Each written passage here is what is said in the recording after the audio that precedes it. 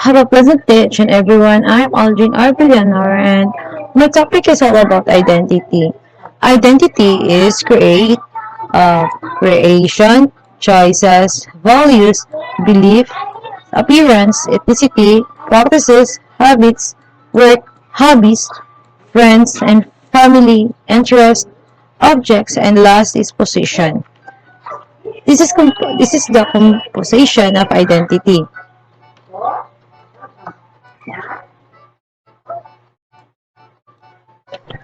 So, that is identity. Identity refers to our sense of who we are as individuals and as members of social groups and how others may perceive and label us. It is the central organizing features of our social world. What are the three different types of identity? First is individual identity, second, universal human identity, the third is social group identity. What is individual identity? At the individual level, no person is like any other. We have a unique fingerprint, personality, mix of experience, and so on. People who see differences using this frame often evaluate unique perspectives, resist being into groups, and prefer to focus on how each of us has the ability to forge our own paths in life. Why is individual identity is important? Having an identity can give you a sense of belonging, which is important to your well-being and confidence. You might make friends with others who have similar interests to you. This will make you both more optimistic and also more open to people from different backgrounds. So, individual identity examples. These are the key examples of personal identity: personality, achievements, gender, ethnicity, social status, social class, belief, values, and culture. Universal human identity. At the universal human level, we are all the same. We all breathe. We all need food and water. We are all social beings. People who spend most of their time using this frame prefer to see the ways we are all connected at the same. Universal human traits. We have the 10 universal human traits. First is the belonging, community, creativity, curiosity, family, love, memory, purpose, storytelling, voice. Now, social group identity. At the level of social group identity, we are like some people and unlike others. Those who focus on this frame are very aware of the different experiences we have based on how we are socialized and treated by the organization, communities, and societies in which we live. Social group identity. At the level of social group identity, we are like some people and unlike others. Those who focus on this frame are very aware of the different experiences we have based on how we are socialized and treated by the organizations, communities, and societies in which we live. Social group identity. These categories are often assigned to us or something we are born into. First is the race. Second is ethnicity, gender, sex, socioeconomic status, sexual orientation, age, religion and religious beliefs, national origin, emotional, developmental stabilities and abilities. What influences our identity? Identity formation and evolution are impacted by a variety of internal and external factors like society. The fact is that our society indiscriminate of the customs or cultures within it has already begun shaping one's identity through years of categorization and labeling based on traits and experience and expected behaviors. Second, family and loved ones. While all of our relationships with our society are influential, our families and loved ones have a significant impact in our identity formation. The third, ethnicity, race, and culture. One of the most complex and multifaceted factors that influence identity formation is ethnicity, race, and culture. While we have no control over race and ethnicity, we can decide to immerse or distance ourselves from the cultures, religions, and customs that we are born into. Next is the location and opportunities. Location and opportunities are perhaps two of the most variable influence on our identities. The country we born in, the town we live in, and the community we're part of impact our sense of self. Next is the media. Media has an immediate impact on our perceived reality. Social media specifically give us a platform to showcase our physical identity and create a virtual identity. Next, personal interest. Our hobbies and personal interests are also essential elements of our identity. Appearance and self-expression. Our appearance and we express ourselves are how we choose to present this identity visually. Last is the life experience. Past experience can also contribute to our identity formation. Our positive life experience also shape our identities. Whether the experience is inherently positive or negative, how we experience it and process those experiences shape the way we perceive ourselves. Identity is independent and complex. A person has no control over his identities as they are created by other people. Not a single aspect of a person's identity is free from other.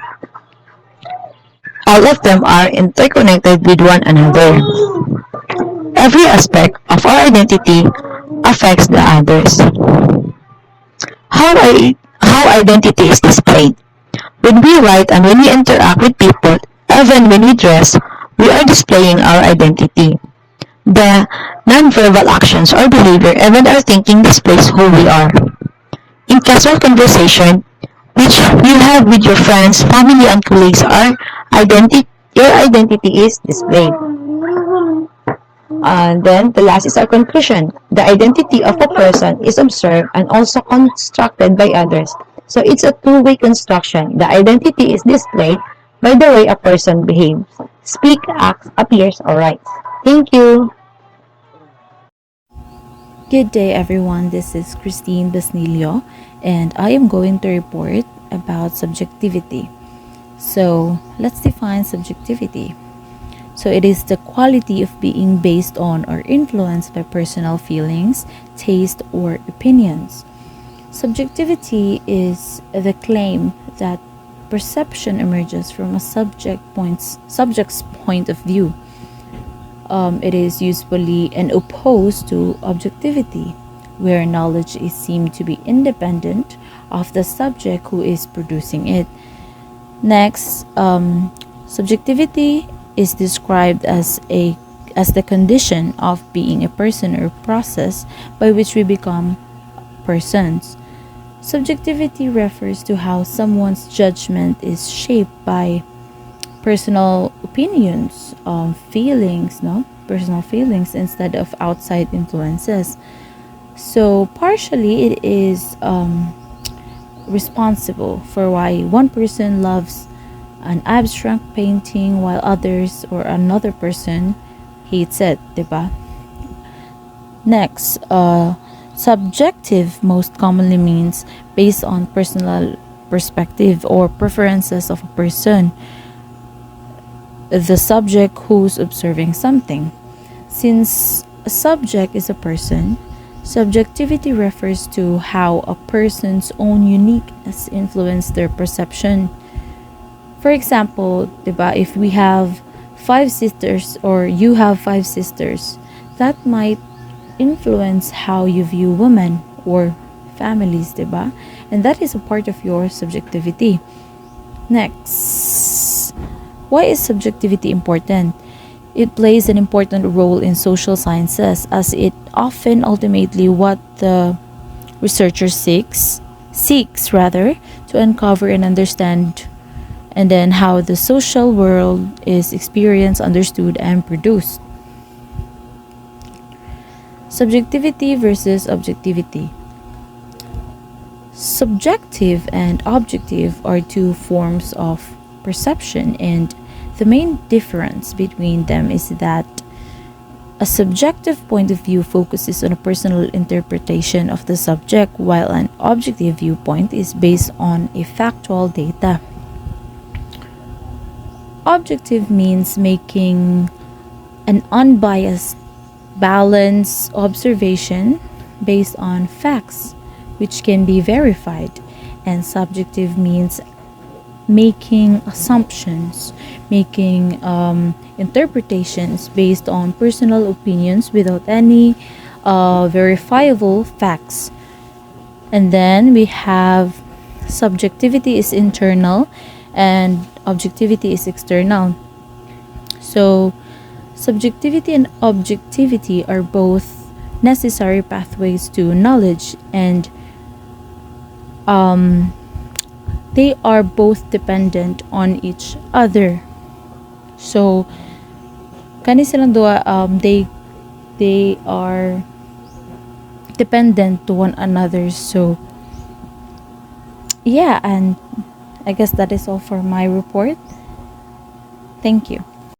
Good day, I am Janessa Bayo and I'll be going to discuss and read the Power and Discourse. Abstract. Power and discourse are two perennially contested subjects. Power is often defined as a person's ability to influence the behaviors of other people, whereas discourse generally refers to the use of language as a form of social action. So the relation between the two is largely contingent upon the divergent conceptions held by different academic disciplines of what power is and how discourse functions. Okay, power is endemic to social interactions, while the discourse is informative about and constitutive of power relations in social contexts. So there is an extensive range of academic work on power and discourse in different disciplines. The relation between power and discourses largely contingent upon the divergent views of what power is and how discourse functions. So, language and social interaction studies, as exemplified in the Handbook of Language and Social Interaction by Fitch and Sanders 2005, while various and often continuous in their approaches to the topic. So, are strongly committed to the fine-grained analysis of language and the latter's informative or formative relations to power, as either embedded in or emerging from social interaction. Take note that power is a central and perennially contested concept in Western socio-political discourse, and it is generally defined as a person's ability to influence the behaviors of other people, usually against their will. And of course, the discourse is defined in a variety of ways, just like power. And etymologically, discourse comes from the Latin noun discursus, meaning is running to and fro or roaming about, so which indicates communication. So we have here a lot of definition of discourse. So although the literal meaning of discourse is to express and exchange thoughts and ideas in words, its academic usage often varies. So sometimes discourse refers to the unit of language above the sentence or to a series of utterance procedures in context. And furthermore, sometimes discourse refers to a specialized system of vocabulary or to any codified representation of knowledge in a particular academic discipline, that is, medical discourse, legal discourse, educational discourse. So sometimes discourse refers to a type of social practice in a given profession. So that is classroom, instruction, news, report, job interview. In spite of all the differences, the definition of discourse is generally associated with form of language and language use and a type of social action. So that's could be all, and I hope you learned something about power and discourse. Thank you.